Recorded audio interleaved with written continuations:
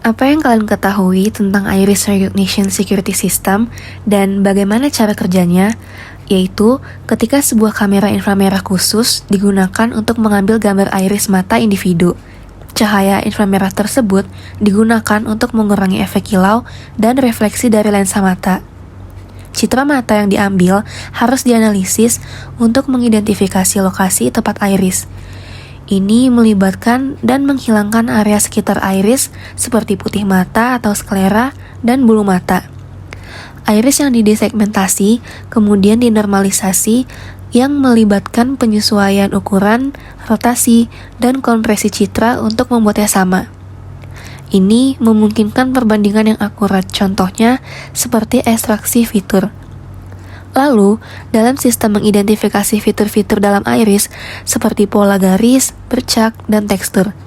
Ini dilakukan dengan algoritma pengenalan pola yang canggih. Data ini digunakan untuk menciptakan iris template yang merupakan representasi numerik unik dari iris mata individu. Template iris individu disimpan dalam basis data yang terenkripsi. Biasanya, hanya template yang disimpan bukan citra mata asli untuk keamanan privasi atau verifikasi dan identifikasi. Saat individu mencoba mengakses sistem, kamera akan mengambil gambar iris mata mereka. Template iris yang baru dibandingkan dengan template dalam basis data. Dalam verifikasi, sistem mencoba mencocokkan iris dengan satu template spesifik dalam basis data untuk memverifikasi identitas individu. Dalam identifikasi, sistem mencoba mencocokkan iris dengan semua template dalam basis data untuk mengidentifikasi individu.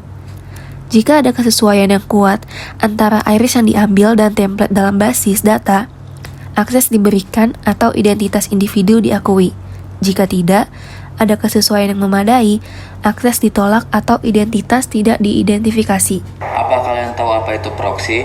Ketika Anda ingin mempercepat koneksi internet Anda, menyembunyikan alamat IP Anda, atau automate a large number of tasks, maka jawabannya adalah menggunakan proxy. Server proxy adalah server di luar jaringan organisasi yang mengontrol komunikasi yang masuk dan keluar dari jaringan organisasi. Baiklah, bagaimana cara kerjanya? Yaitu jika ingin mendapatkan informasi dari internet, pengguna mengunjungi suatu situs web dan mencari sesuatu. Tetapi dengan cara ini alamat publik dapat dilihat oleh orang lain dan pengguna menggunakan sumber daya yang terbatas. Contohnya seperti bandwidth. Namun Anda dapat menggunakan server proxy. Proxy seperti perantara yang mengirimkan permintaan untuk mendapatkan data dan kemudian mengambil data tersebut. Pada intinya, proxy adalah alamat IP yang berbeda ketika terhubung ke server proxy. Dan mengapa kita menginginkan perantara? Karena proxy menggunakan alamat IP sendiri, sehingga dapat menyembunyikan sesuatu. Kita juga dapat menggunakan untuk mengubah lokasi, juga sangat berguna untuk hal-hal seperti membuka blokir konten di wilayah lain ketika kita tidak ingin lokasi tersebut memengaruhi data yang didapatkan. Kita dapat memfilter semua permintaan yang masuk dan keluar, sehingga kita dapat memblokir konten berbahaya atau membatasi akses situs web tertentu seperti firewall.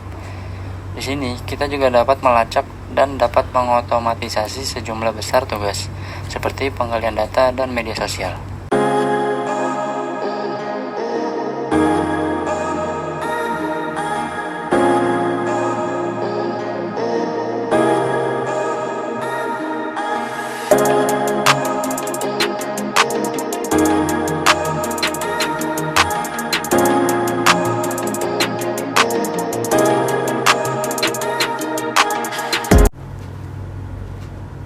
Sekarang saya ingin menjelaskan tentang digital forensic.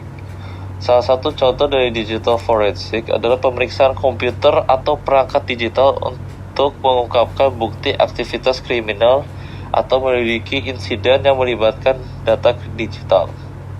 Mengidentifikasi sumber serangan dunia cyber, analisis forensik digital mengikuti beberapa langkah.